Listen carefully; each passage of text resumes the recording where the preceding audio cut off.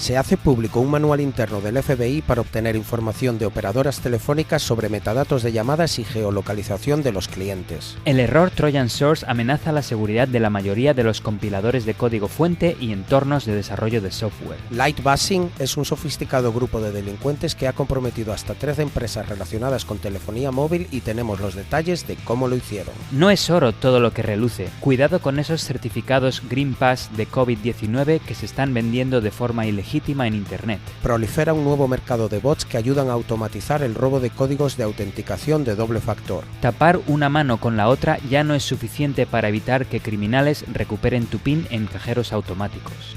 En nuestro homenaje personal a las fiestas de Halloween, os traemos otro episodio con noticias terroríficas de Tierra de Hackers. ¡Comenzamos! Hola y bienvenidos a Tierra de Hackers, tu noticiero de ciberseguridad hecho podcast. Hoy es el 7 de noviembre de 2021. Este es el episodio número 41. Yo soy Martín Vigo y está conmigo un auténtico maestro del micrófono, Alexis Porros. Hola Alexis, ¿qué tal? Muy buenas, Martín. Pues la verdad es que empalagado con tanto dulce de Halloween. Y también algo congelado, la verdad, que aquí en el noreste de Estados Unidos ya hace un frío que pela. Echando de menos el veranito y la playita, pero bueno, ya para el año que viene.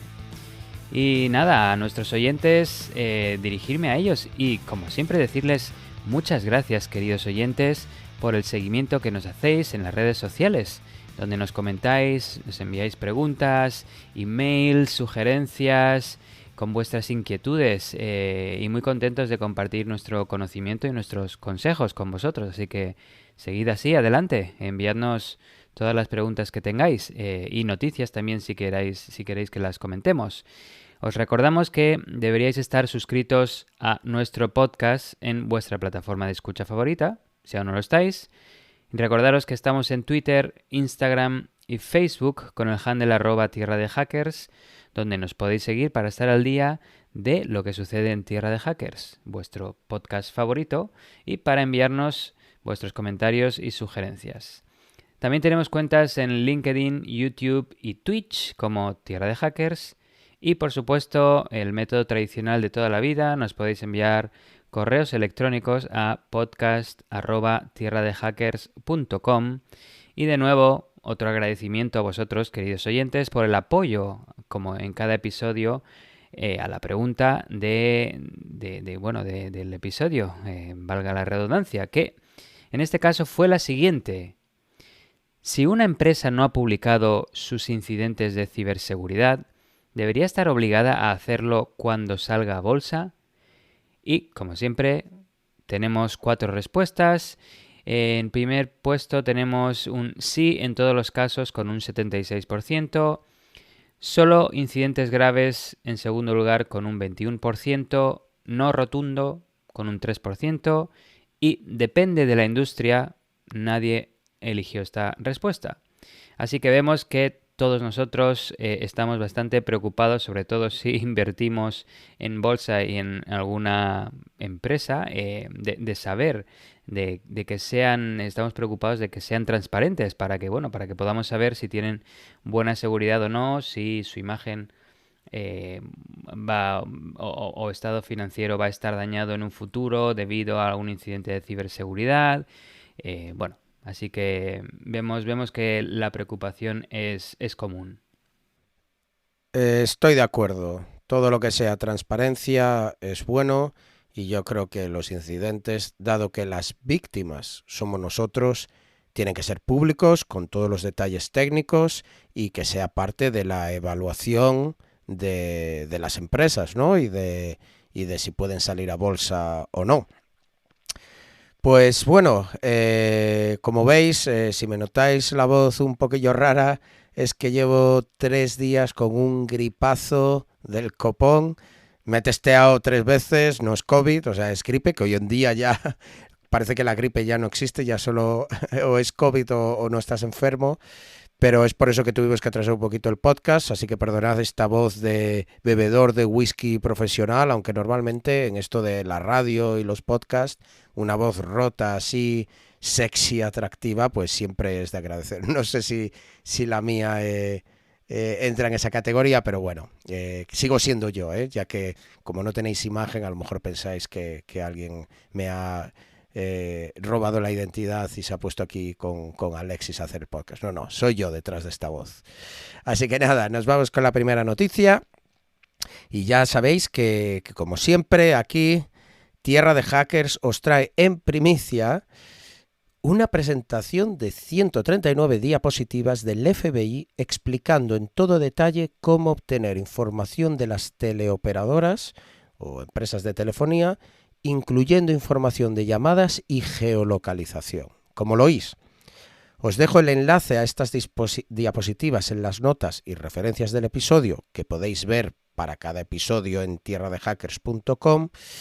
Y a lo mejor estáis preguntando si se te ha ido la olla, Martín. Quizá te preguntes eso porque esto en principio, si es una presentación del FBI y además para obtener información de geolocalización de empresas de telefonía, debería ser confidencial, ¿no? Puede ser. Pero es que la semana pasada, gracias a una organización sin ánimo de lucro y un mecanismo legal conocido como Public Record Act Request, esta información fue entregada a la población, se ha hecho básicamente pública. Esta organización se llama Property of the People y su director ejecutivo, Ryan Shapiro, explica que el objetivo de esta organización es publicar documentos internos gubernamentales, aquí en Estados Unidos, vamos. De hecho, buscando el eslogan de esta organización es The records of government are the property of the people. It's time we reclaim them. O dicho de otra manera, los registros o documentación del gobierno es propiedad de la gente. Ha llegado el momento de que recuperemos el acceso. En Estados Unidos se considera que más o menos todo lo que concierne al gobierno es público. Hay, de hecho, 9 excepciones para esto. Porque el gobierno está para servir a los ciudadanos y como tal los ciudadanos tienen derecho a la transparencia de lo que está haciendo el gobierno. Esto viene en forma de, entre otros, el famoso Freedom of Information Act o FOIA, que tantos periodistas utilizan para obtener información de difícil acceso. FOIA, como decía, es un mecanismo legal en el que cualquier ciudadano, en principio, puede iniciar un trámite para exigirle al gobierno la publicación, o bueno, en este caso, obtener documentos respecto a lo que el ciudadano pida. Como decía, hay 9 excepciones, si algo pues entra en la categoría de top secret, si algo pues puede resultar en el peligro, pues imagínate, de informantes o algo así, pero en general hay un mecanismo en el que tú puedes pedirle al gobierno que te dé toda la documentación relacionada con una actividad. Esto es precisamente a lo que se dedica esta organización sin ánimo de lucro, lo cual me parece muy loable porque da transparencia a las actividades del gobierno.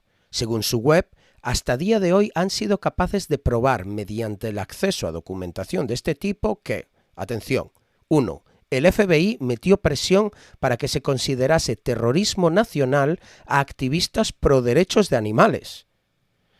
Os explico, estuve leyéndolo y parece ser que, mediante este mecanismo en el que pidieron documentación, el FBI metía presión para que se considerase jurídicamente a los activistas pro animales que tienden a colarse en estas granjas, ¿no?, donde muchas veces se hace sobreexplotación o se tiene pues a los animales hacinados, ¿no?, a hacer grabaciones. Una de las organizaciones aquí más famosas es el PETA. Pues muchas veces hacen estas cosas de activismo, ¿no?, de meterse, colarse en granjas de noche y empezar a grabar para publicar el estado lamentable pues de los animales, ¿no? Pues el FBI metía presión para que esto se considerase una actividad de terrorismo nacional. Esto es importante porque, claro, no es lo mismo que te juzguen por allanamiento de morada, es decir, que alguien entre en una casa o en una propiedad privada, a que eso ahora te juzguen como que eres un terrorista bajo las leyes de terrorismo. Y recordemos que el terrorismo en Estados Unidos puede acabar en Guantánamo. pues esto es una de las cosas que consiguieron publicar. Otra, el primer uso por parte del FBI de malware para infectar teléfonos y cómo el Departamento de Defensa lo ocultó ilegalmente al Congreso. Mediante un montón de documentación se veía comunicaciones entre las dos entidades y ya os digo, o sea, cómo el Departamento de Defensa lo ocultaba ilegalmente al Congreso. Otra, una campaña de espionaje por parte de la CIA al Senado americano, que estaba en ese momento investigando presuntos abusos cometidos por esta misma agencia de inteligencia. Es decir, el Senado estaba investigando torturas por parte de la CIA y la propia CIA empezó una campaña de espionaje para saber a ver qué era lo que estaban haciendo. Y más, esto por supuesto es lo que dice la página oficial de esta organización sin ánimo de lucro, lo cual no quiere decir que esto pues no tenga matices o que sea cierto. Desde Tierra de Hackers nosotros evitamos enfangarnos con conspiraciones, simplemente damos datos y enlaces a la información de la que os vamos hablando. Pero bueno, volvamos a la noticia que, bueno, ya sabéis que yo me empiezo a meter en estas movidas y no tengo fin. Ya me conoces, Alexis. Podría estar hablando de estas cosas durante horas. Bueno, FBI, empresas de telecomunicaciones, acceso a los metadatos de las llamadas y geolocalización. En general, ya sabemos que los cuerpos y fuerzas del Estado pueden obtener esta información legalmente, por orden de un juez. Lo interesante de estas diapositivas está en ver qué tipo de información retienen las operadoras y por cuánto tiempo. La presentación son 139 diapositivas que datan de 2019, bastante reciente la verdad, y fueron creadas por el equipo del FBI conocido como CAST o Cellular Analysis Survey Team o equipo de análisis celular, pongámoslo así. Este equipo se encarga del análisis de datos provenientes de llamadas y torres de telefonía. También incluye la obtención de dicha información a través de las operadores de telefonía, que es lo que nos concierne aquí. Más interesante es que este equipo analiza los datos generados por torres de telefonía e incluso hace experimentos conduciendo entre torres para determinar posiciones físicas de individuos en base a la potencia de las torres. Evidentemente, si yo llevo un teléfono en el bolsillo, cuanto más cercano estoy a una torre, ¿no? Pues más potencia o digamos más cobertura, o el móvil tiene más señal y cuanto más lejos, pues tiene menos, ¿no? Lo que con estos experimentos que hace, por lo que gracias a Hollywood, la mayoría conoce como triangulación. ¿Qué es esto de triangulación? Bueno, pongamos pues un triángulo, ¿no? Y tú te hallas, querido oyente, en medio de ese triángulo en algún punto, ¿no? Entre esos tres puntos que forman un triángulo, y las puntas de los triángulos pues son tres torres de telefonía, ¿no? Las torres que nos mandan la señal a nuestros dispositivos móviles. ¿Cómo te puedo yo localizar dentro del triángulo que forman esas tres torres? Pues un poco lo que mencionaba antes, ¿no? Con la fuerza con la que te llega la señal de cada una de esas torres.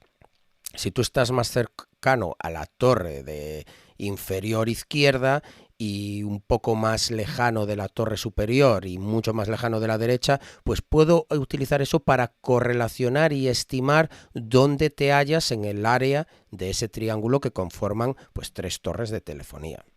Otra cosa que me encantó de la presentación es un par de diapositivas con fotos de torres telefónicas camufladas.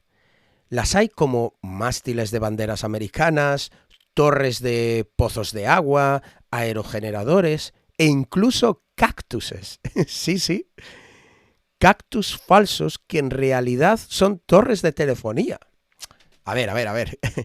Con esto no quiero decir que sea algo encubierto en plan espionaje, sino que se suele hacer para que no distorsione el paisaje. No es lo mismo tener una torre de telefonía en medio del desierto que camuflarlo entre cactuses, ¿verdad? Por supuesto, esta técnica se utiliza para espionaje por parte de agencias de inteligencia, pero eso no quiere decir que todas las torres sean así. Pero la verdad, las imágenes son bastante llamativas. Ya os digo que os dejo las diapositivas enlazadas en nuestra web. Parte de la especialidad de este equipo del FBI es, según las diapositivas, el análisis histórico de zonas con cobertura celular que se usa normalmente para localizar teléfonos en casos de homicidios, secuestros, personas desaparecidas y robos. Tanto es así que montaron una herramienta de visualización de patrones de movimiento de un teléfono que se llama CAST-VIS, que me imagino que viene de Cast Visualization. CAST, como os decía, siendo el nombre de este equipo operativo especializado del FBI. Más cosas interesantes después de haber mirado las diapositivas, que insisto, puedo decir que las he mirado porque es legal, han sido obtenidas de manera legal. AT&T, la operadora más importante de Estados Unidos, almacena información referente a tu lista de llamadas, mensajes en el buzón de voz, zona de cobertura y datos de las torres de telefonía durante 7 años. 7 años. Por ejemplo, Verizon, que es la otra grande, la competencia, solo lo hace durante un año. Esta disparidad es bastante interesante y uno de los directores de una organización de privacidad decía que no había justificación empresarial o digamos business justification, ¿no? Una razón para que tú puedas operar para justificar que tengas esto tantos años. De hecho, con esto lo que está diciendo es que probablemente lo tengan tantos años para ayudar a las agencias de inteligencia en investigaciones.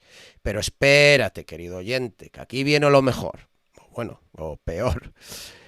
También almacenan las páginas web visitadas mientras utilizas su red. Es decir, si estás conectado a la Wi-Fi, quizá no. Aparecen las diapositivas como Web Browsing Activity o actividad de navegación. Tócate los pies. Ya no solo hablamos de tu actividad telefónica, sino también en Internet, durante 7 años. Hay más cosas interesantes en la presentación del FBI, pero no quiero alargar la noticia demasiado. Os la dejo, como siempre, en las notas y referencias del episodio que podéis encontrar en nuestra web, tierradehackers.com. Pero esto no sería Tierra de Hackers si no os diéramos unas pautas para minimizar riesgos contra vuestra privacidad. Por supuesto, esconderse de cuerpos y fuerzas del Estado no es algo trivial y tampoco algo que desde Tierra de Hackers queramos vender como algo sumamente importante. Todos queremos que los malos estén en la cárcel y tú, querido oyente, no deberías tener razones para tener que ocultarte de las fuerzas y cuerpos del Estado. Y aquí nos encontramos con la disyuntiva de siempre que tenemos en Tierra de Hackers. Dar buenos consejos de privacidad para protegernos de la comercialización de nuestros datos o no darlos para no dañar los mecanismos que existen para cazar a los malos. Es lo de siempre. Este, de hecho, es un buen debate que si os interesa, hacérnoslo saber en Twitter y podemos llevarlo a Twitch en directo y así lo comentamos. Yo creo que es importante que la población esté informada y protegida. Hay una aplastante mayoría de gente que no sabe cómo su información se está usando y abusando y lamentablemente es el mundo en el que vivimos. Ya hemos hablado en noticias anteriores cómo los operadores de telefonía y los proveedores de Internet comercializan con la información de navegación y patrones que generas tú como cliente suyo. Por tanto, os cuento lo que yo hago. Obtener una SIM de manera anónima. Esto es más fácil en Estados Unidos, comprarte una SIM, ¿no? Tu número de teléfono, de manera anónima porque no requiere una identificación cuando vas a la tienda. Pero en Europa, sobre todo en sitios como España, te obligan a identificarte con un documento expedido por el gobierno, es decir, tu DNI, por ejemplo. Entonces es más complicado obtener una tarjeta SIM de manera anónima.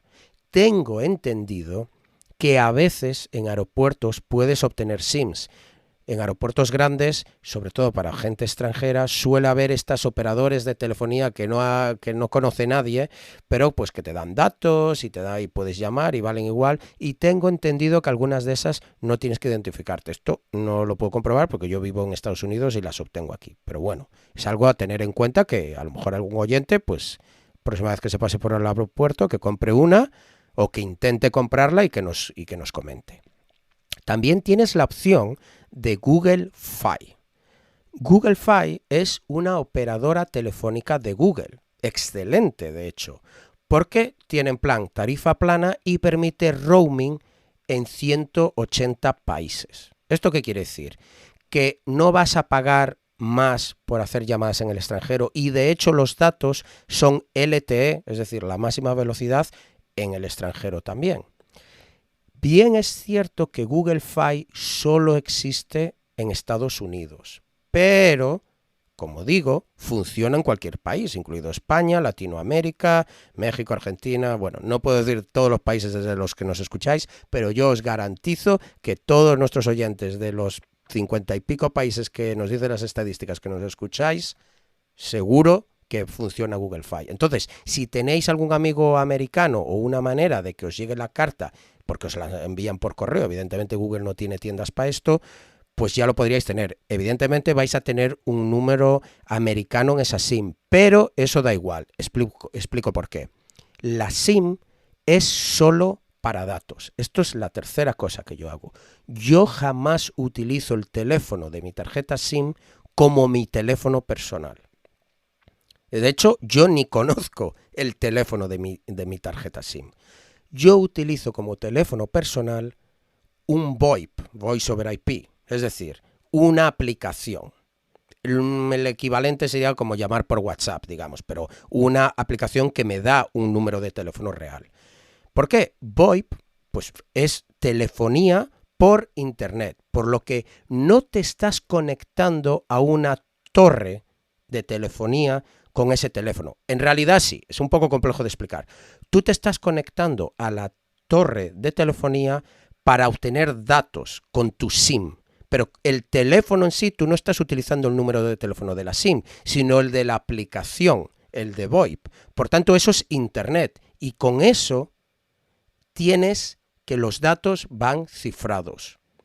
Así que algo como una llamada normal por GSM que normalmente no va cifrada, o por lo menos las operadoras de telefonía móvil van a tener acceso, al utilizar VoIP no es así, añadiéndote una capa extra de privacidad. Si ahora le añades otra capa de cifrado utilizando una VPN, como utilizo yo también, tienes todavía más garantías de privacidad e incluso hasta cierto punto de anonimato. Así que utiliza la SIM solo para los datos. Tu número de teléfono personal es de una aplicación VoIP. Puedes usar también, como hago yo, varios teléfonos. Yo utilizo Google Voice, MySudo, puedes también utilizar una aplicación que se llama Burner. Twilio es un servicio, el que os comentaba, para hacer temas de llamadas de manera programática, digamos que es una plataforma con sus APIs y todo esto, que te permite utilizar teléfonos que soporten, aplicaciones que soporten este tipo de telefonía para configurarte tu propio teléfono. Si ya quieres llevarlo al siguiente nivel, puedes utilizar plataformas como Asterisk para montar tu propia infraestructura de telefonía. Pero evidentemente aquí me estoy pasando ya de largas. Y luego, otra medida, esto me lo he escrito, queridos oyentes, pero no me sale. Compartamentaliza, que no sé si esta vez dicho, tus teléfonos. ¿Qué quiere decir esto? Yo personalmente, yo tengo 5. Tengo un teléfono para amigos y familiares. Ese es mi teléfono, digamos, personal. Pero luego yo tengo otro teléfono para, que lo llamo third parties, ¿no? Pues, por ejemplo, es el teléfono que tiene mi médico, mi dentista, el que tienen los bancos que utilizo, el que tienen básicamente los servicios que tienen mi identidad real, es decir, Martín Vigo. Ese es el teléfono que ellos tienen. Luego tengo un tercer teléfono para autenticación de doble factor. Lamentablemente vivimos aún en un mundo donde muchas webs no te permiten tener autenticación de doble factor a través de una aplicación. Solo permiten a través de SMS. Pues para esos casos yo tengo un teléfono específico para ello. Luego tengo un cuarto teléfono pues para mi empresa, digamos la parte profesional, ¿no? Para mi empresa que se llama Triskel Security, que aprovecho y hago publicidad, ¿por qué no? Para servicios de ciberseguridad.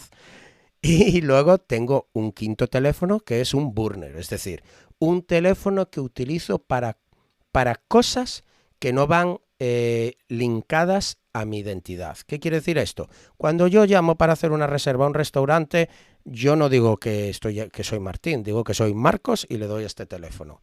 Cuando yo llamo para averiguar cualquier cosa, la peluquería, lo que sea, esas llamadas de teléfono que solo vas a llamar una vez en tu vida, yo no quiero que se almacene mi teléfono asociado a mi identidad real en un Windows 95 de una peluquería. No me da la gana, porque sé que mañana va a ser público eso. Con esto no quiero decir que ahora todos nos tengamos que volver locos y todos tengamos... Esto es en parte algo que yo disfruto, es como un dolor, ¿no? El buscar esa privacidad que yo disfruto personalmente, pero luego es cierto que todo esto se hace público, por tanto, compartamentalizar los teléfonos a ciertas, digamos, campos como amigos y familiares, third parties, doble autenticación, la parte de business y un burner, es también muy interesante. Por tanto, resumen de todo lo que os he contado. Al implementar todas estas medidas, ahora ya no hay torres para geolocalizarte. Si el FBI consigue tu teléfono, digamos, el teléfono que, si el FBI, pongámonos a mí de caso, conoce mi teléfono que yo utilizo para amigos y familiares, va a ver que es un teléfono VoIP, no se está conectando a ninguna torre. Y como yo jamás he utilizado el teléfono de mi SIM para hacer ninguna llamada, no sabrán qué teléfono tienen que tracear para conseguir encontrarme a través de torres de telefonía. Eso es lo interesante.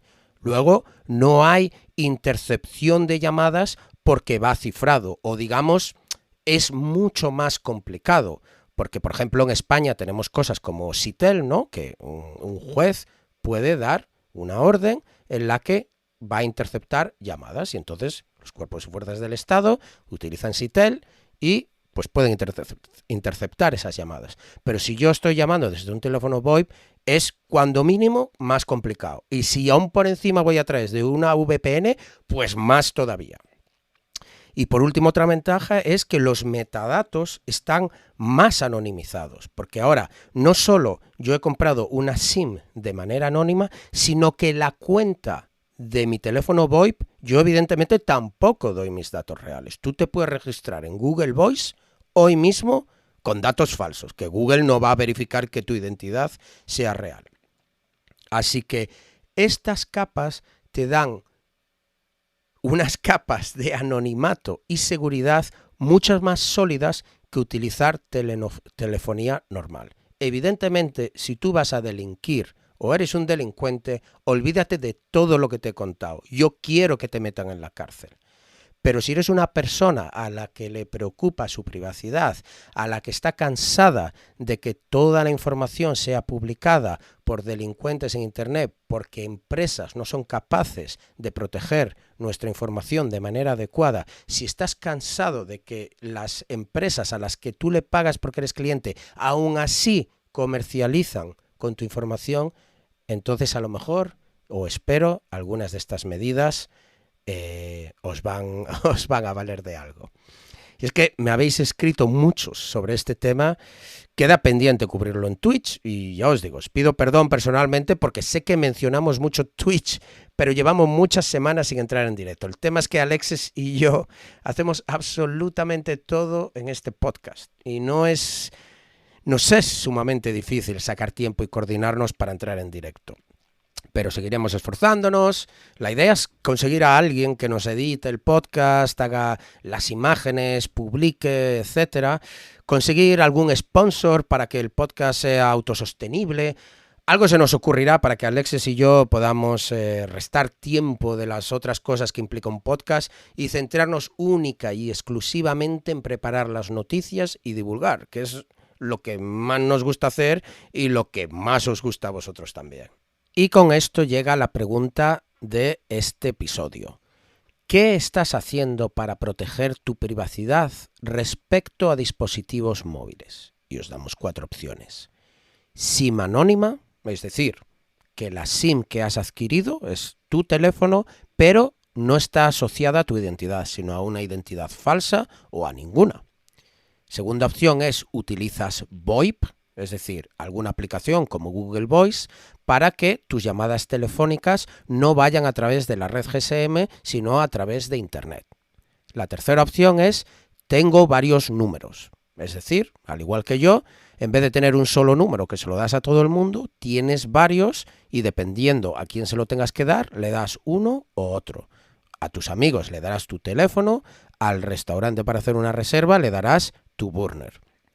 Y como cuarta opción, la alternativa, no haces nada. Esta la ponemos un poco así para hacerte sentir mal.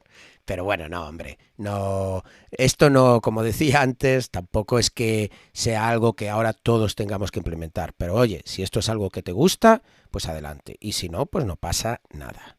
Qué interesante, Martín. Y bueno, la verdad es que, como has dicho, no nos sorprende esto, no viene de nuevo porque ya has comentado en episodios anteriores cómo el gobierno de Estados Unidos obtiene y usa o abusa los metadatos bueno, de las llamadas de teléfono móvil, ¿verdad? Algo curioso bueno, que me ha parecido digno de mención es el tema de los periodos de retención. Bueno, algunos tan cortos como un año, ¿no? Verizon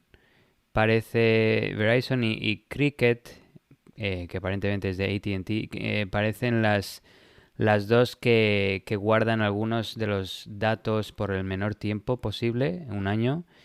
A diferencia de la que se lleva la palma es AT&T, que guarda datos por 7 años. ¿Qué dices? Pero en 7 años, ¿cuántos teléfonos puede tener una persona? Pero bueno, ahí se nota cuáles son las empresas más establecidas, más tradicionales, que tienen más conexiones con el gobierno, más corruptas. No, quiero decir que tienen son más amigables con el gobierno, y ahí te dice igual las que igual se pudieran utilizar, o igual da un poco de pista también a cibercriminales, ¿no? Si quiero hacer algo que no es muy legal, mejor cogerme alguna suscripción con una empresa que ofrezca retención de datos de poco tiempo, como Verizon, a diferencia de AT&T. Pero bueno, y el otro tema, que último que quería comentar rápidamente, es me ha sorprendido también que el FBI utilice Google Maps, Google Earth Pro, como su herramienta de plotting, de dibujo, de poner, vamos, la ubicación de las estaciones base celulares en el mapa. Yo pensaba que igual tendrían su propia tool de mapas, pero bueno, me ha parecido interesante ese detalle. Así que bueno, nos vamos con la siguiente noticia, que va de seguridad en el código fuente. Y es que investigadores de la Universidad de Cambridge han descubierto recientemente un error que afecta a la mayoría de los compiladores de código fuente y a muchos entornos de desarrollo de software. El problema está en un componente de codificación de texto Unicode que permite a los sistemas intercambiar información independientemente del idioma utilizado. Unicode define más de 143.000 caracteres en 154 escrituras de idiomas diferentes, como el kanji, usado en el idioma chino y japonés, el cirílico, usado en idiomas de Europa del Este y la Unión Soviética, el árabe, además de otros tipos de caracteres como los emojis. Unicode ya se ha usado en otros ataques en el pasado, como el ataque Punicode o Punicode, que podéis de hecho escuchar en el episodio 35 de Tierra de Hackers, ya que lo cubrimos en ese episodio. Y bueno, quiero comentar brevemente qué son los compiladores de código fuente, antes de seguir con la noticia. Pues básicamente son programas que transforman instrucciones definidas en texto legible por humanos, lo transforman esto a código de máquina ejecutable por computadoras. Normalmente ensamblador, que es un código de más bajo nivel, que no es tan inteligible por humanos y es más cercano al código binario de unos y ceros que utilizan los ordenadores, ¿verdad?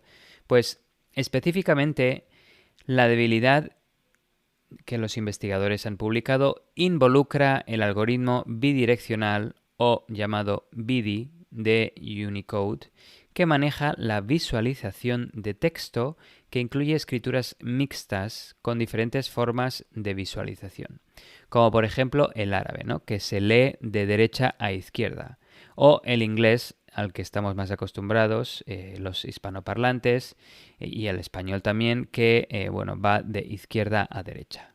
Sin embargo, la visualización por defecto del texto se puede anular y reemplazar con otro tipo de visualización, una técnica que se denomina BD Override. Es decir, que si hay texto que por defecto se lee de izquierda a derecha, se puede forzar al sistema a que se visualice este mismo texto de derecha a izquierda.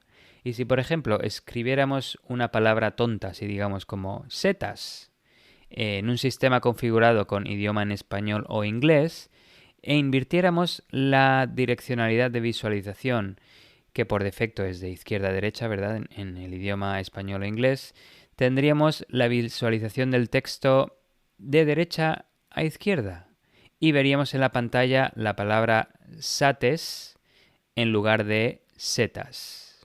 Este hecho se ha aprovechado previamente para disfrazar las extensiones de archivos de malware enviados por correo electrónico y, por ejemplo, archivos ejecutables con nombre real, digamos, salarios.pdf.exe, pudieran visualizarse en clientes de correo electrónico como salarios.exe.pdf, que haría pensar a cualquier usuario que se trata de un archivo PDF cuando realmente es un archivo ejecutable.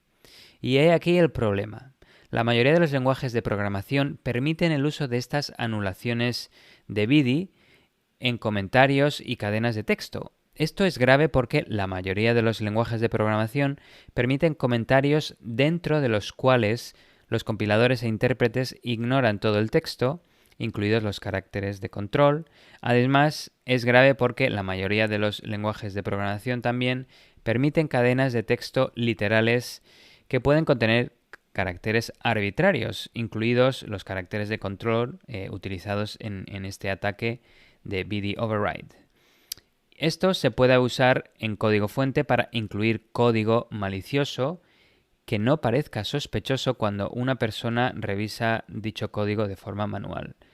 Este es un nuevo ataque a la cadena de suministro en el código fuente de software, que puede afectar a proyectos grandes y afectar a muchísimos usuarios y sistemas, como por ejemplo los proyectos de Linux o, por otro ejemplo, el WebKit, ¿no?, el motor del navegador Safari. Y bueno, incluso también podría ser Firefox o similares, ¿no?, que aceptan contribuciones de personas al azar y que son sometidas a revisiones manuales y luego incorporadas al código del proyecto. El artículo de investigación que apodó a la vulnerabilidad como fuente de Troya o Trojan Source indica que lo siguiente literalmente: al colocar caracteres de anulación de BD exclusivamente dentro de comentarios y cadenas, se puede incluir código malicioso en el código fuente de una manera compatible con la mayoría de los compiladores. La idea clave es que se pueden reordenar los caracteres del código fuente de tal manera que el orden de visualización resultante también representa el código fuente sintácticamente válido y aparentemente legítimo. Es decir, no es oro todo lo que reluce, querido oyente. Lo que estás viendo y leyendo en el texto que está frente a ti no es lo que realmente va a procesar el compilador. Esto implica un gran desafío para que lo detecte un revisor de código humano, ya que el código fuente visible parece perfectamente aceptable. Y para usar esta vulnerabilidad no hay que añadir grandes líneas de código. Podría ser algo tan fácil como añadir los caracteres de comentario de código, código que no se va a ejecutar porque está comentado, en rutinas de autenticación, por poner un ejemplo. Y de esta forma, pues en un caso concreto, permitir el acceso en todos los casos o en casos específicos, ¿no? Por ejemplo, sería un caso como una comprobación de si se es administrador o usuario regular y permitir acceso a funcionalidades más privilegiadas en función de si se es administrador. Igualmente preocupante es que los caracteres de anulación de BIDI persisten a través de las funciones de copiar y pegar en la mayoría de los navegadores, editores de texto y sistemas operativos modernos. Esto es bastante interesante porque puedes estar acarreando este ataque de BIDI al haber hecho un copia y paste de alguien que te lo ha enviado vía email, algún ataque de ingeniería social y tú mismo puedes estar incluyendo ese código malicioso en el código fuente. No hace falta que sea un atacante directamente que tenga acceso al código fuente. Pudiera ser de esta forma un poco disfrazada. Los investigadores realizaron un escaneo de vulnerabilidad generalizado, pero no pudieron encontrar evidencia de que alguien estuviera explotando esta vulnerabilidad, al menos todavía. La mala noticia es que no hay defensas al respecto y ahora que la gente lo sabe, podrían comenzar a explotarlo. La idea es que los desarrolladores de compiladores y editores de código parcheen esto rápidamente, pero dado que algunas personas no actualizan sus herramientas de desarrollo con regularidad, va a haber riesgo al menos durante un tiempo largo. Los investigadores dijeron que ofrecieron un periodo de aviso de 99 días después de su divulgación inicial para permitir que los productos afectados se pudieran reparar con actualizaciones de software. Los investigadores dijeron literalmente que encontraron una variedad de respuestas que van desde compromisos de parcheo, recompensas por errores, hasta despidos rápidos y referencias a políticas legales en función de las comunicaciones de los investigadores con los productos de los compiladores de software. De los 19 proveedores de software con los que se comunicaron, todos confirmaron la recepción de la noticia de esta vulnerabilidad y finalmente 9 de ellos se comprometieron a lanzar un parche, aunque todavía no está y no se sabe la fecha, pero al menos la intención es lo que cuenta, ¿no? También los investigadores esperan acciones de GitHub, GitLab y Atlassian, por lo que sus herramientas deberían detectar ataques al código en lenguajes que aún carecen de filtrado de caracteres BIDI. Porque, aunque esto se pueda arreglar, no todos los lenguajes de programación pueden prevenir este ataque. Y por eso se debe un poco complementar esto de alguna forma con herramientas adicionales de análisis de código fuente. Hay diversos niveles en la cadena de herramientas de desarrollo de software. Está primero la especificación del lenguaje, el compilador, el editor de texto, el repositorio de código y la canalización o el proceso de compilación en sí, porque hay veces hay que compilar librerías estáticas, dinámicas, externas, bueno. Según lo opinan los investigadores, la solución a largo plazo del problema es que se implemente directamente en los compiladores. Probablemente porque es el último paso, digamos, en el proceso de creación de software y así si se puede hacer al final es mucho mejor, porque si se hace al principio y de alguna forma se salta y se incluye en un paso más adelante sería más difícil de identificar si se ha intentado arreglar al principio, ¿no?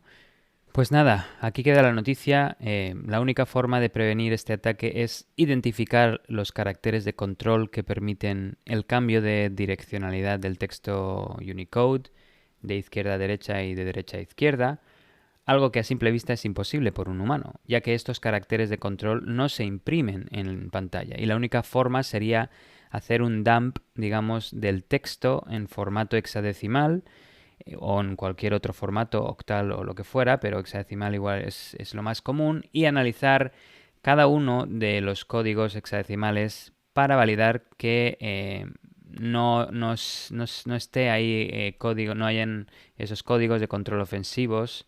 Y si los hay, pues analizar el texto que hay alrededor para asegurarse de que todo es legítimo. En cualquier caso, herramientas automáticas de análisis de código estático, de código fuente, pueden identificar y prevenir esto. Así que ya sabéis, queridos oyentes, todos estamos en Matrix y no es real lo que vemos o sentimos. Pues qué interesante, ¿no? La verdad es que sí, como leí ahí el titular del bug que afecta a todo, ¿no? Como un Joker de las vulnerabilidades, ya que no afecta a un lenguaje de programación específico, no afecta a un sistema operativo específico. Será interesante ver cómo se desarrolla esto ahora que, digamos, el paper es público y a ver si vemos un poco pues APTs, ¿no? Con a Corea del Norte, a China, a Rusia utilizando esto para exploits. Ya veremos. Y hablando de estos APTs y de China, viene mi siguiente noticia. En el episodio anterior empecé hablando de Signiverse, una empresa líder a nivel mundial en temas de enrutamiento, de envío de SMS y el hecho de que había sido comprometida en 2016. Concretamente hablamos de el qué, el cuándo y el por qué, pero nos faltaba el cómo y el quién. Pues bien, CrowdStrike, una empresa de ciberseguridad con mucha reputación, ha publicado recientemente un informe que arroja mucha luz sobre las dos cuestiones pendientes, el quién y el cómo. Y por supuesto, Tierra de Hackers tiene la misión no solo de traeros las noticias más actuales, sino también de manteneros actualizados sobre esas mismas noticias. Así que vamos a ello. El informe de CrowdStrike relata cómo desde 2016 no una, sino 13 empresas de telecomunicaciones fueron comprometidas por parte de este grupo de ciberdelincuentes al que han denominado Lightbuzzing. Lightbuzzing, que públicamente también es conocido como UNC 1945, parece ser un grupo altamente sofisticado de expertos en ciberseguridad que parece ser están sponsorizados por el gobierno chino. Esto no es una conclusión definitiva, pero hay indicios de que podría ser así que cubriremos en esta noticia. Tenemos el quién, pero lo más jugoso es el cómo. Parece ser que este grupo ha utilizado nada más y nada menos que GPRS como canal de comunicación con su Command and Control.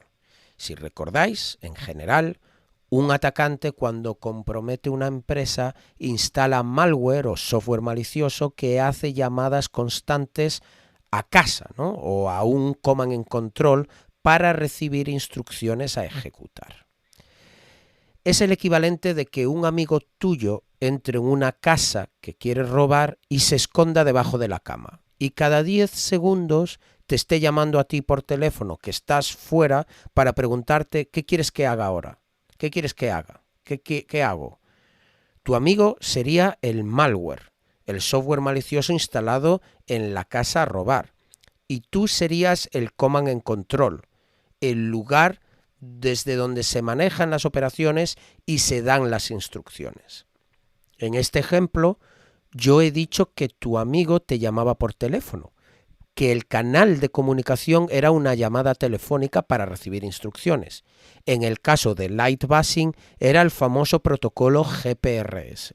Si os acordáis, GPRS era la manera antigua y primogenia en la que empezábamos a navegar por Internet con nuestros dispositivos móviles. GPRS era el protocolo de datos sobre 2G. Para nuestros oyentes más jóvenes que han nacido ya en el mundo de 3G, 4G y LTE y 5G, no lo habrán visto, pero los primeros teléfonos con Internet operaban sobre GPRS para navegar.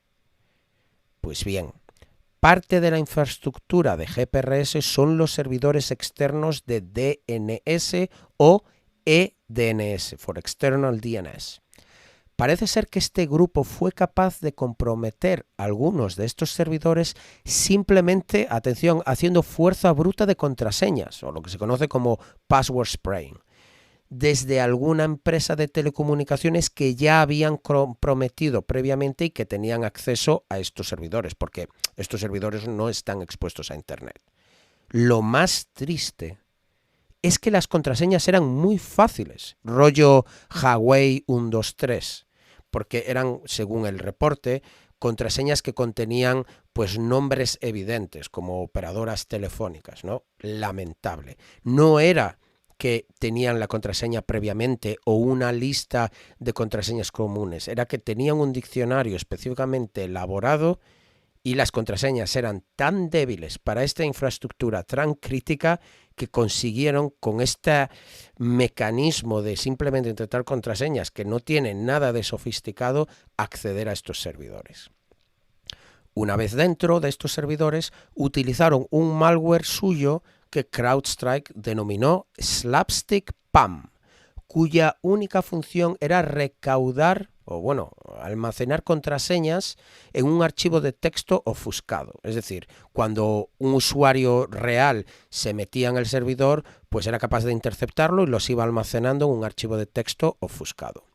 Mientras recolectaban contraseñas, iban pivotando a otros sistemas donde volvían a instalar este malware para recolectar aún más credenciales. Es decir, estaban en uno, comprometían otro una vez que estás dentro de la red interna y luego otro sistema y luego otro y según iban comprometiendo pues iban instalando de nuevo este malware para seguir recolectando credenciales. Vamos, clásico Red Team de manual. Curiosamente, otra cosa que hizo este grupo es instalar un implante en los servidores EDNS para acceder a ellos desde fuera.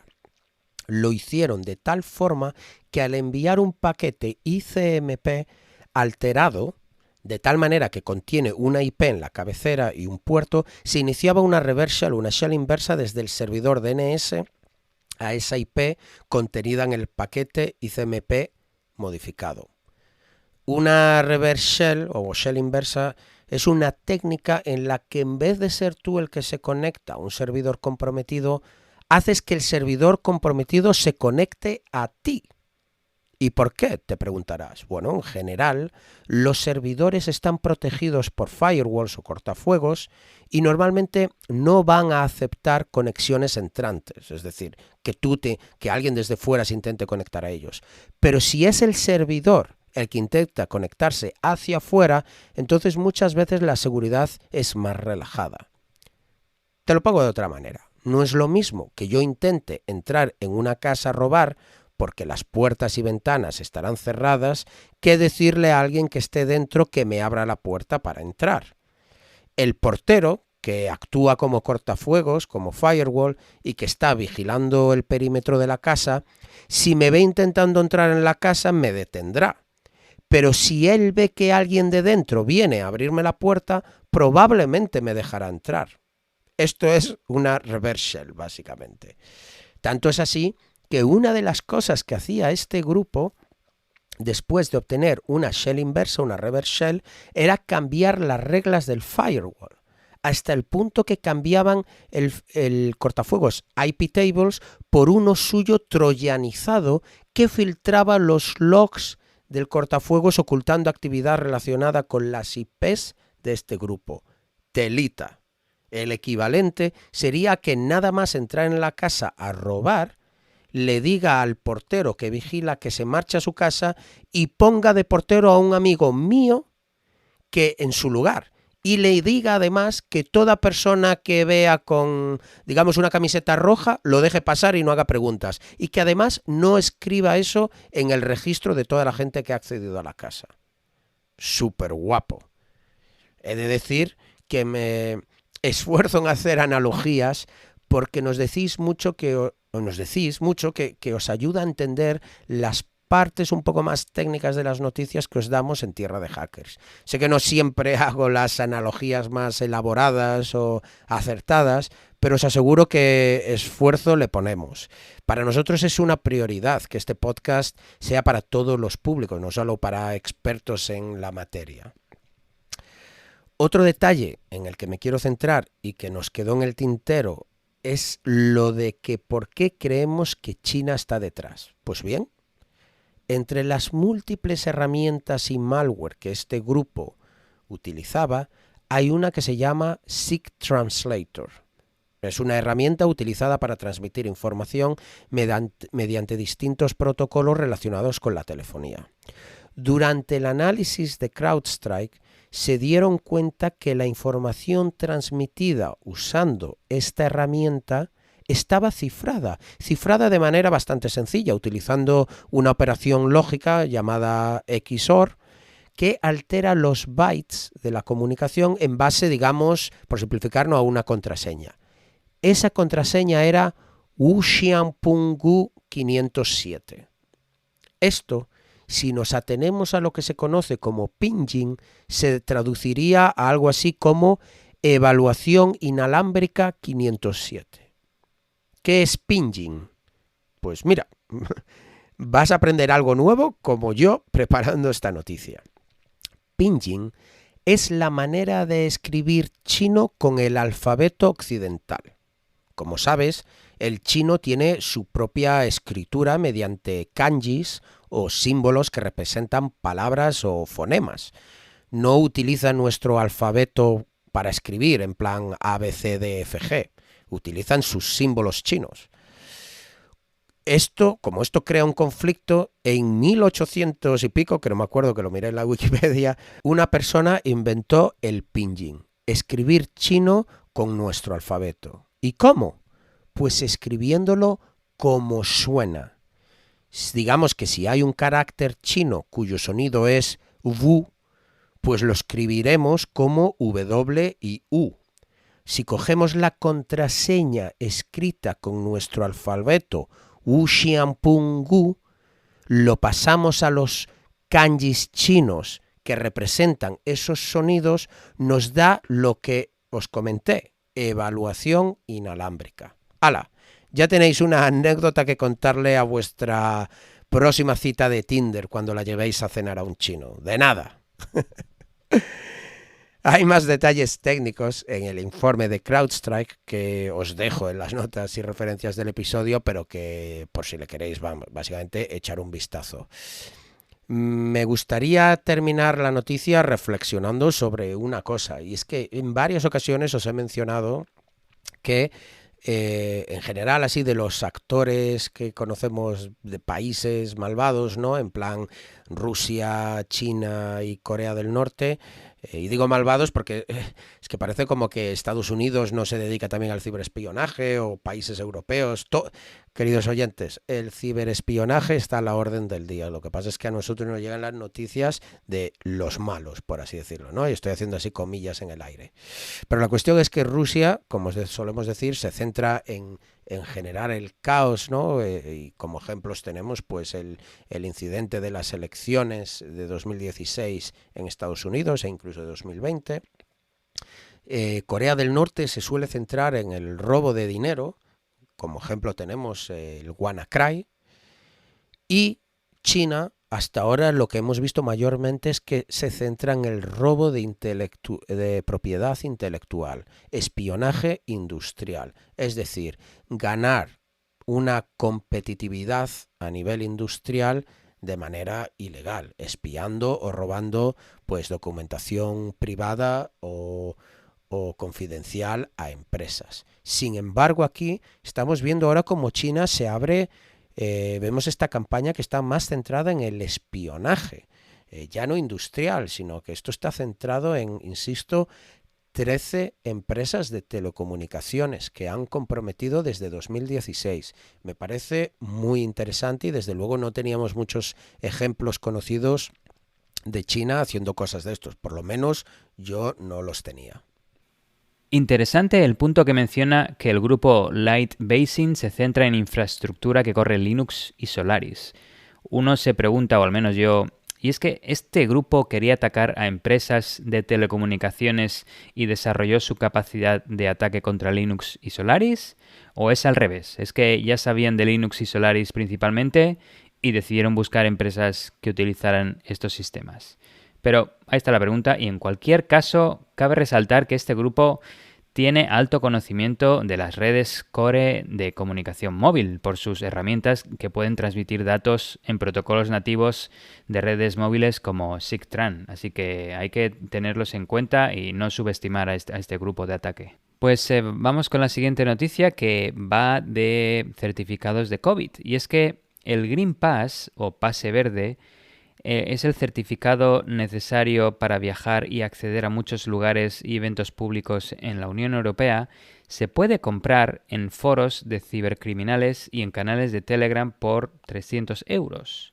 y de hecho son válidos. Y para demostrar sus capacidades y atraer clientes potenciales, estos criminales crearon y publicaron un pase verde emitido a nombre de Adolf Hitler, no solo a nombre de Adolf Hitler, sino que también a nombre de Mickey Mouse y algunas bromas similares. Pero bromas aparte, lo más perturbador es que el código QR asociado con cada uno de estos certificados, Adolf Hitler, Mickey Mouse y similares, pasa la verificación de la aplicación como válida.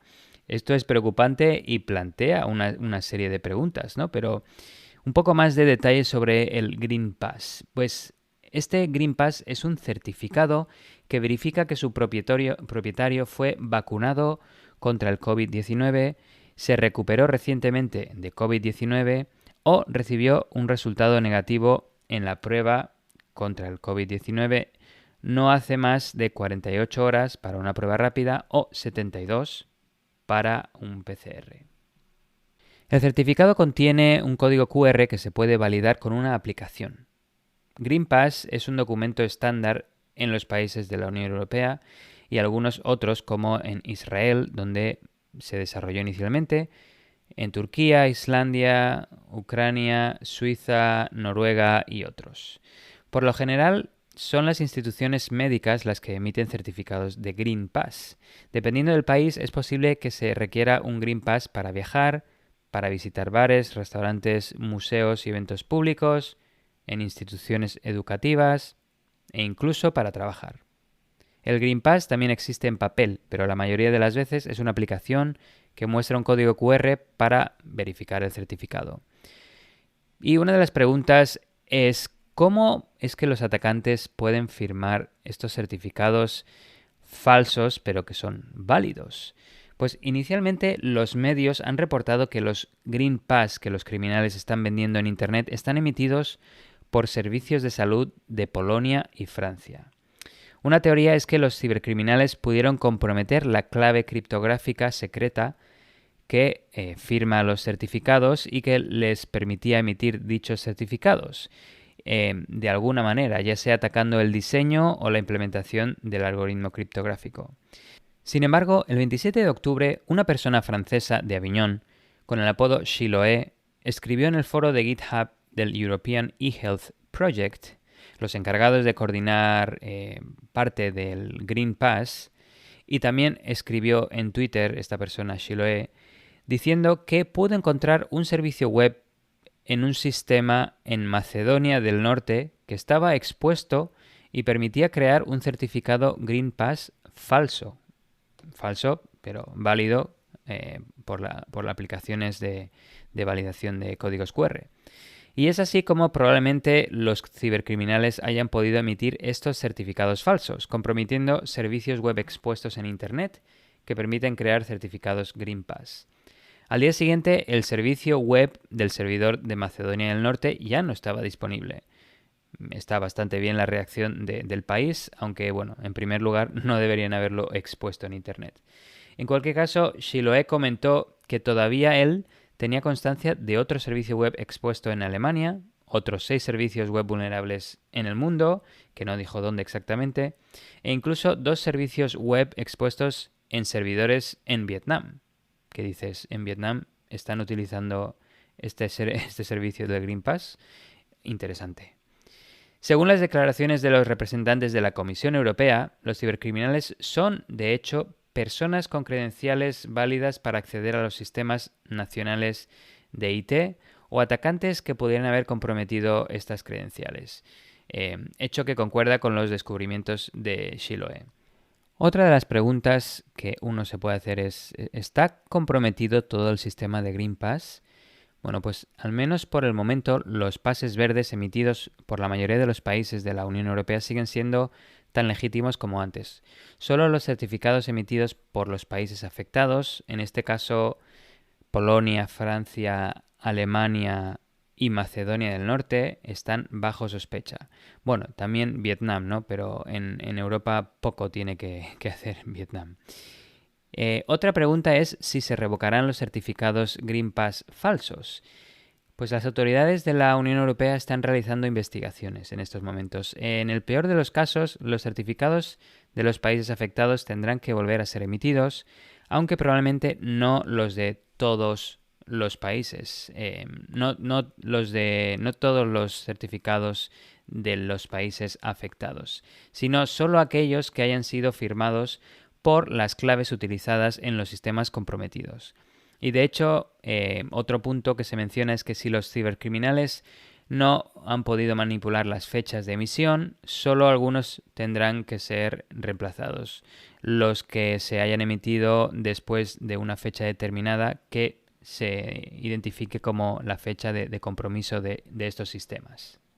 De hecho, según los comentarios del foro del European eHealth Project, ya se han estado revocando las claves de Macedonia del Norte utilizadas para emitir certificados Green Pass falsos, y las aplicaciones de escaneo de códigos QR de Green Pass así lo reconocen. También los usuarios afectados han recibido notificaciones para que regeneren sus certificados Green Pass. Un hecho es claro en todo esto. No es una estafa de por sí. Los Green Pass vendidos son auténticos, de hecho. Como digo, no es estafa, aunque crimen sí, ¿no? Pues por el contrario, hay grupos de Telegram en España que ofrecen tanto certificados de vacuna COVID-19 como pruebas de PCR negativas. El primero por 150 euros y el segundo por 110. A pagar idealmente en Bitcoin, en la plataforma moonpay.com. Sin embargo, según las muestras entregadas a unos potenciales clientes, los datos del código QR no se correspondían con los datos escritos en el certificado, que son los proporcionados por el cliente y los que le gustaría al cliente que se correspondieran con los datos del código QR, ¿verdad? Pues por lo que obviamente estos certificados no son válidos y esto es una estafa. Así que hay que ir con cuidado. A pesar de que es de dudosa legalidad comprar un certificado Green Pass falso pero válido, bueno, al menos estás pagando por lo que compras y el servicio es, entre comillas, legítimo, ¿no? Pero como he comentado ahora, hay gente que abusa este pretexto para vender algo que no es y cometer estafas online. Y como estas hay muchas, ¿no? De las que si picas y compras, pues bueno, perderías tu dinero. Así que cuidado con lo que compras online y más si está rozando la ilegalidad. Para cerrar, en primer lugar, quiero recalcar que tanto los sistemas del Green Pass como el certificado de vacuna COVID-19 en España parecen ser seguros, al menos por el momento, hasta que se declare lo contrario. No hay debilidades en su implementación criptográfica y este incidente es tan solo un caso de falta de protección de acceso a los sistemas emisores de certificados. Porque, vamos a ver, en primer lugar, ¿a quién se le ocurre exponer estos servicios en Internet? Bueno, y en segundo lugar, comentar que ya sea certificado válido o estafa, al comprar el certificado estás obligado, ¿no? Porque si quieres que tenga tus datos, estás proporcionando tus datos a estos, llamémosles vendedores amables de certificados, que muy amablemente van a proteger tus datos, ¿verdad? Y no van a hacer mal uso de ellos. Y tampoco van a aprovecharlos y abusar de ellos para suplantar tu identidad e intentar atacar tus cuentas online de banco y de monedas criptográficas. O tampoco van a realizar ataques de SIM swapping para obtener tu número de teléfono, ¿verdad? Son buena gente, confía en ellos. Pues eso, que no os den gato por liebre en Internet y si necesitáis algún certificado de este tipo, id por favor a los centros de salud que están autorizados para emitir estos certificados. Pues menuda noticia. La verdad, según la ibas dando, me traía recuerdos a todo el debate alrededor de la votación online, ¿no? Que cuando haya elecciones a un país, que podamos votar online en vez de en persona. Y pues hay mucha gente que dice que debería ser así, pues porque facilitaría el voto, lo haría más sencillo, pero es que expertos en ciberseguridad una y otra vez nos advierten de los peligros de informatizar el proceso electoral y aquí estamos viendo como documentación oficial referente a una pandemia global pues ha acabado en GitHub y cualquiera se puede hacer un certificado a pesar de o no estar vacunado o lo que sea. Es una pena vivir en el mundo que vivimos, pero es así. La verdad es que es así. Bueno, nos vamos a la última noticia por mi parte y hablemos de phishing, autenticación de doble factor, OTPs y bots. Y es que tenemos entre nosotros otra técnica y automatizada para obtener los códigos temporales de doble factor de la gente.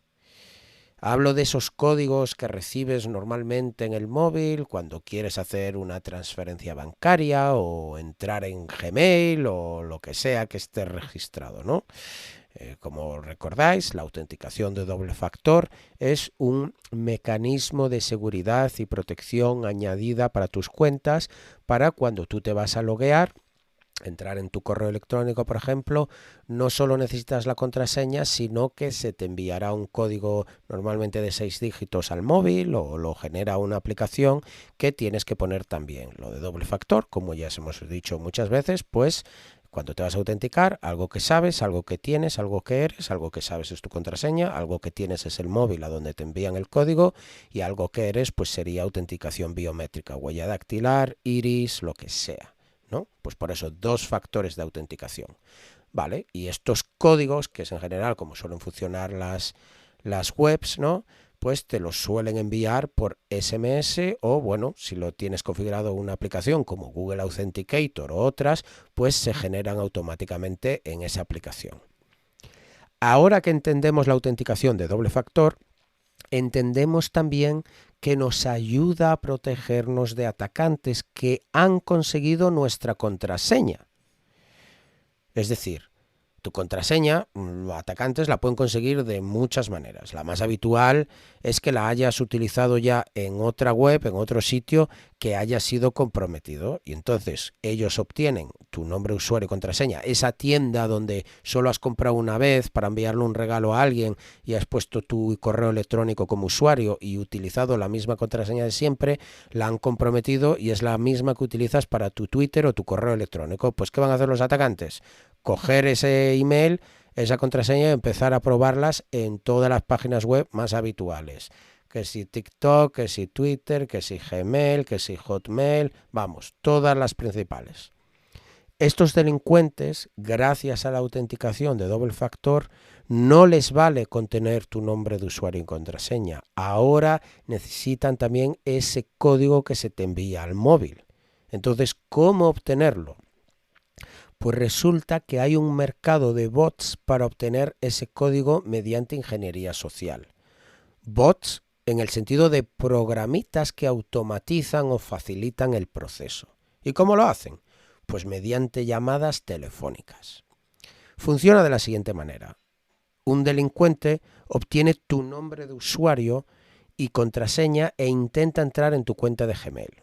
Google implementa mecanismos en los que detecta que nunca te has logueado desde ese ordenador, el del atacante, y para verificar que realmente eres tú, te envía un SMS con el código de 6 dígitos. El atacante, al ver esto, utiliza el bot para que te haga una llamada telefónica inmediatamente con un script o guión, mejor dicho, previamente programado para esa web en sí, para la de Gmail. Tú acabas de recibir el código de Google por mensaje y ahora te llega una llamada y una voz robotizada te dice que alguien ha intentado acceder a tu cuenta y que si no eres tú, puedes denegarle el acceso introduciendo el código que te acaban de enviar. Es decir, el que te envió Google.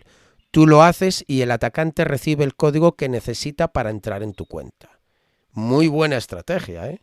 Y funciona mucho mejor de lo que puedas pensar. Yo, de hecho, personalmente podría caer en este truco. Cualquiera podría.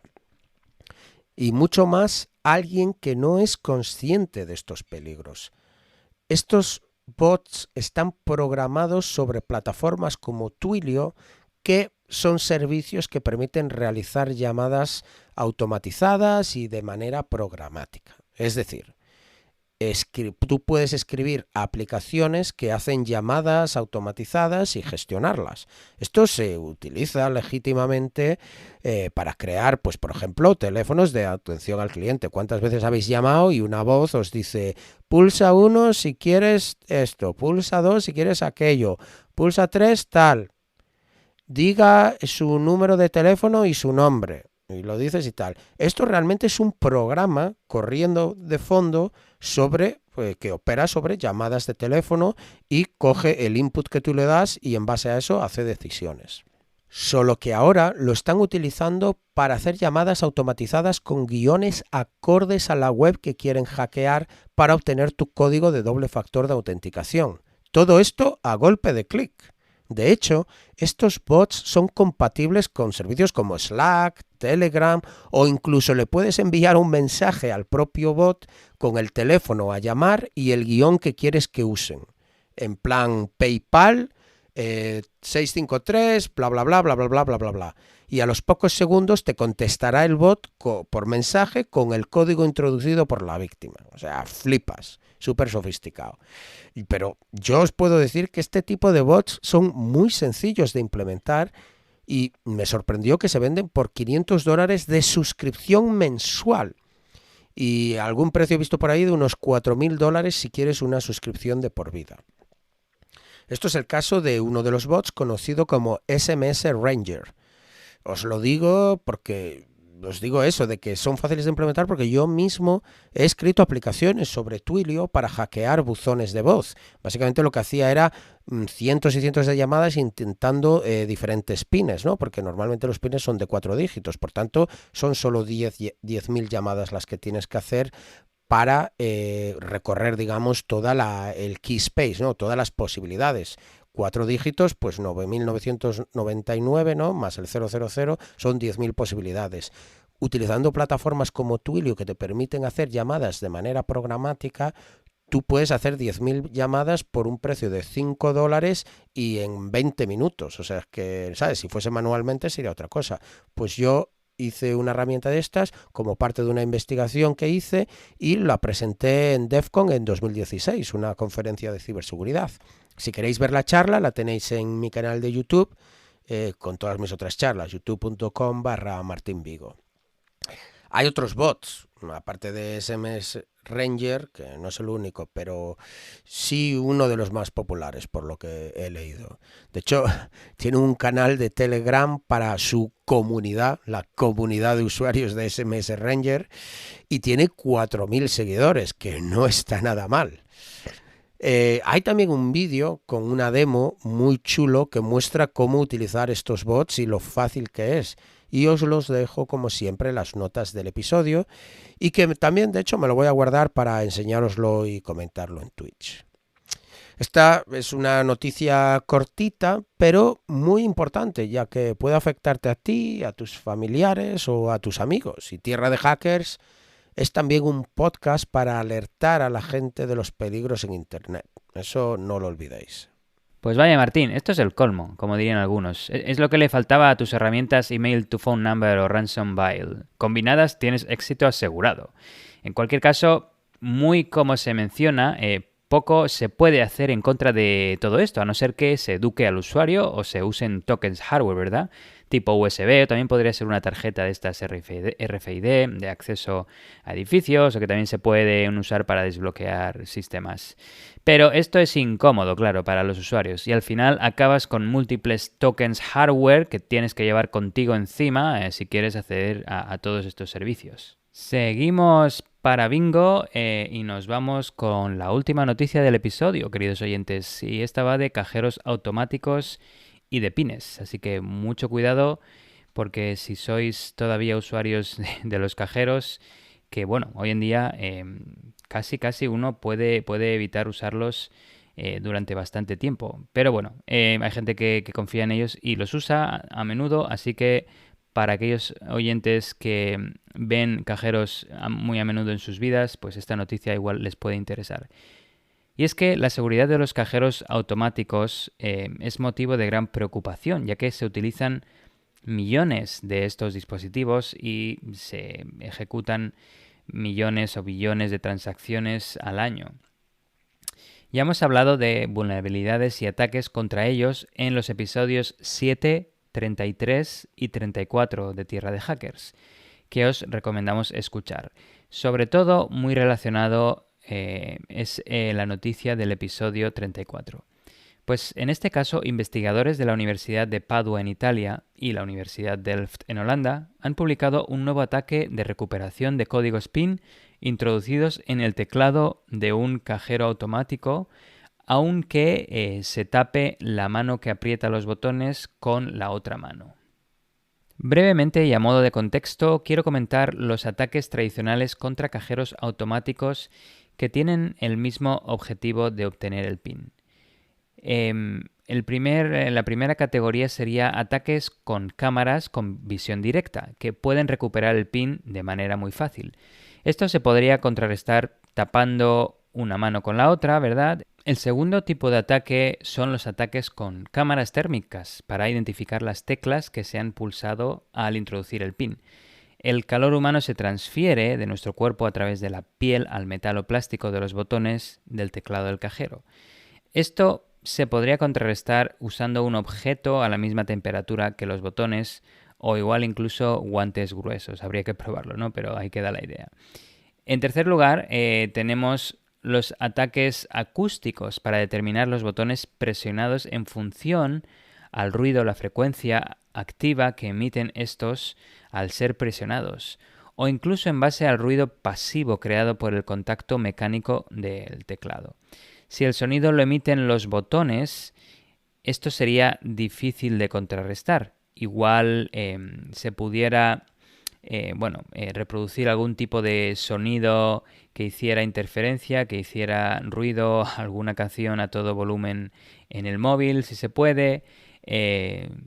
Pero si el sonido viene del contacto mecánico, bueno, la idea sería presionar los botones despacito, como dice Fonsi.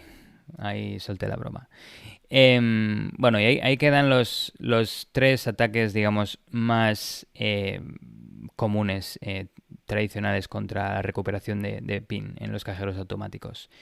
Lo que los investigadores han publicado es un ataque que tiene como objetivo reconstruir los pines ingresados por las víctimas que cubren la mano que presiona los botones del teclado con la otra mano.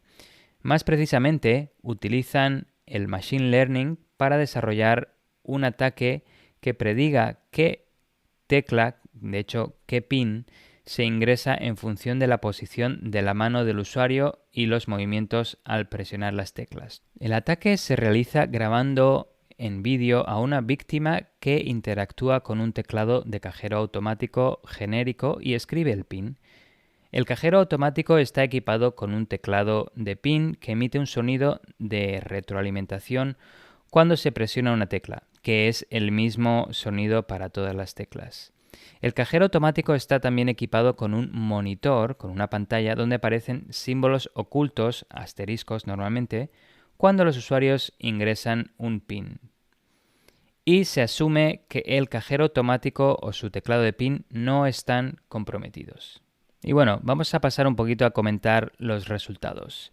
El ataque proporciona altas tasas de precisión, incluso en los casos en el que el usuario cubre perfectamente la mano que escribe. Y según comentan los investigadores, se alcanzan incluso valores de precisión más altos que los ataques anteriores que he mencionado, que necesitaban considerar varias fuentes de información al mismo tiempo, como la visión directa, sonido, firmas térmicas y tiempo. El ataque puede reconstruir el 30% de los pines de 5 dígitos y el 41% de los pines de 4 dígitos en 3 intentos. Y dicen 3 intentos porque normalmente después de 3 intentos la tarjeta o se bloquea y te la devuelven, o de hecho se bloquea y se la queda el cajero, que es más preocupante.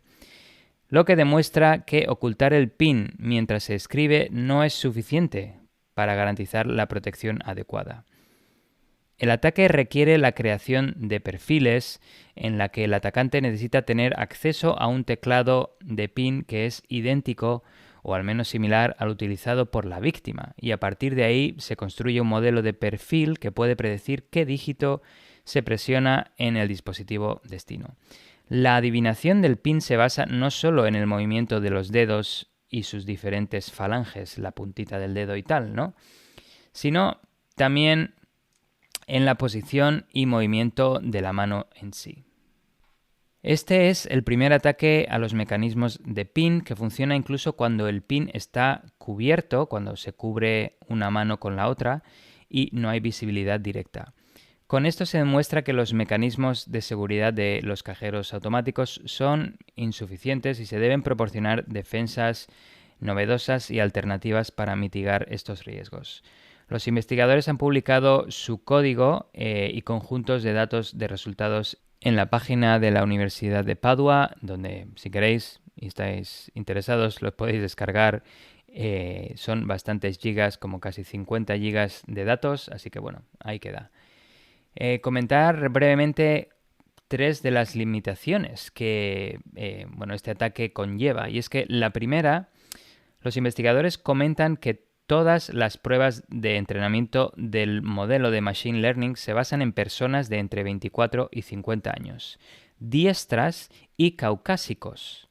Así que una solución para contrarrestar el ataque sería, en este caso, preguntarle a un joven de menos de 24 años o un adulto de más de 50, zurdo, que se ponga un guante de color oscuro y que vaya a sacarte el dinero al cajero, cubriendo la mano con una caja de pizza o un periódico, a poder ser.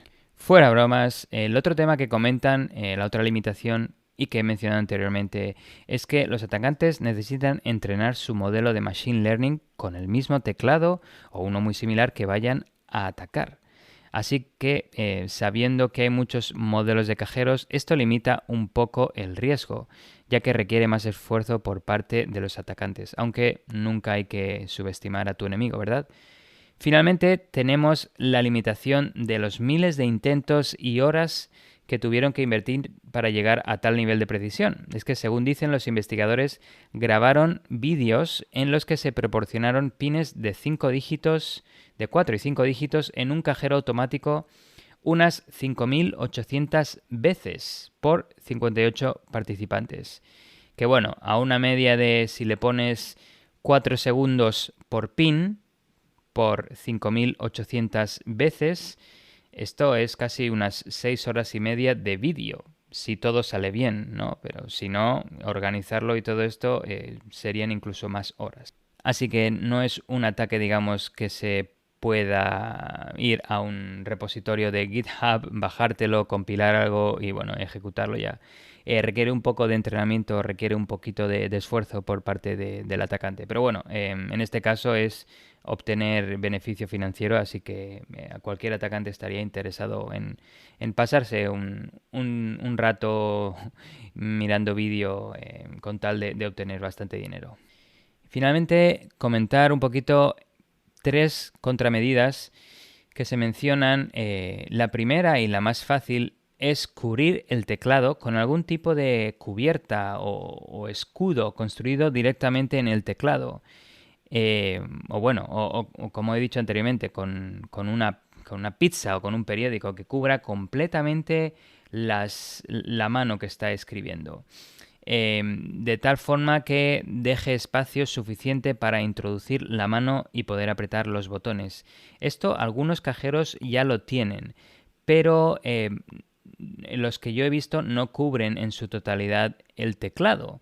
Y esto es preocupante por lo que voy a mencionar a continuación. De hecho, los investigadores hicieron un análisis de la precisión cuando se cubre el teclado de esta forma y, por ejemplo, cubriendo tanto la primera como las primeras 2 filas del teclado, todavía obtenían una precisión del 22% al recuperar un pin de 5 dígitos en 3 intentos. Que dices, pero a ver, si están cubiertas la primera o las primeras 2 filas y todavía obtienes el 22%, no está mal. Cubriendo las 3 primeras filas, que recordemos que en un teclado hay 4 filas, pues cubriendo 3 de las 4 se obtiene una precisión del 17%. Y bueno, ya, si se cubren todas las 4 filas, bueno, según dicen, aún tienen una precisión del 1%, que dices, bueno, una de cada 100 es incluso interesante. Yo me esperaría 0%, ¿no? Pero bueno. La segunda contramedida es hacer pines más largos, de 5, 6 dígitos, 7, 8, lo que se pueda. Cuanto más largo sea, según los resultados de la investigación, menos precisión de acierto se tiene.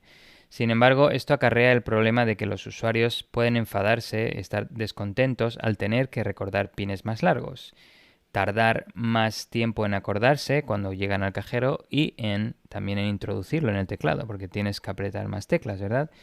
Y en general una experiencia de usuario, de cliente más pobre. De hecho, según tengo entendido, en países como Estados Unidos hay bancos que ofrecen pines de 6 y bueno, hasta 8 dígitos, aunque no informan a sus clientes de ello. Probablemente para evitarse quejas y problemas como los que he mencionado, ¿no? Como clientes descontentos, clientes a los que se le ha olvidado su PIN y similares. Y finalmente, la otra contramedida que me parece muy interesante y un poco más difícil de implementar o vista igual por el momento en películas de ciencia ficción igual, aunque hay que decir que algunos de los comentaristas de esta noticia en los medios han indicado que ellos utilizan este sistema en sobre todo edificios de alta seguridad como de gobierno y similares, ¿no? Pues la tercera contramedida sería utilizar teclados virtuales que utilicen aleatoriedad al mostrar los dígitos en cada botón. Es decir, una vez puede ser que el botón del medio muestre el número 5 y la siguiente vez pues muestre el número 1 porque han cambiado los dígitos de todos los botones. Esto implica el problema añadido de que el usuario tiene que prestar mucha atención para asegurarse de que presionan los botones, los números, los dígitos adecuados, ya que pueden no estar en la posición estándar y probablemente no lo estén muchas de las veces, ya que siempre vamos en modo de piloto automático, ¿verdad? Y ya nos hemos aprendido la posición de los botones. El 1 es el primero arriba a la izquierda, el 2 es el siguiente en la primera fila, el del medio más tirando hacia la derecha, el 3 está arriba del todo en la primera fila a la derecha, ¿verdad? Y así sucesivamente. Y bueno, y a veces incluso podríamos proporcionar el PIN sin mirar, con los ojos cerrados, ¿no? Pues parece muy interesante, aunque a nivel de nuevo de experiencia de cliente, de usuario, igual sería algo confuso. Ahí os lo dejo, queridos oyentes. Resumen rápido. Aunque cubráis vuestra mano con la otra mano e introduzáis el PIN en el cajero automático, si vuestro PIN es de 4 dígitos, se puede adivinar con una precisión del 41% en 3 intentos. Si vuestro PIN es de 5 dígitos, un poco más difícil de adivinarlo, la precisión en 3 intentos es del 30%. Aunque también hay que pensar que si una persona reusa su PIN en diferentes tarjetas, la personal, la compartida con algún socio, la de trabajo, la de negocios, bueno, y el atacante, y vas siempre al mismo banco comprometido con el cajero que tiene la cámara, pues bueno, el atacante tiene muchas más posibilidades de adivinarlo, ¿verdad? Así que lo suyo es que cada tarjeta tenga su PIN distinto, a poder ser de cuantos más dígitos mejor. Me gusta cómo has terminado la noticia, Alexis. Cuantos más dígitos, mejor.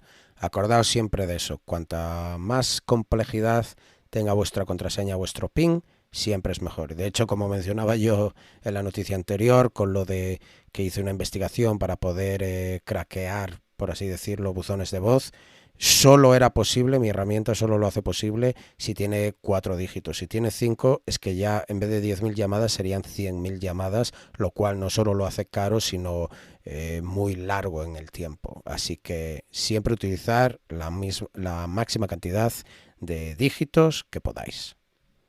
Pues hasta aquí otro episodio de Tierra de Hackers.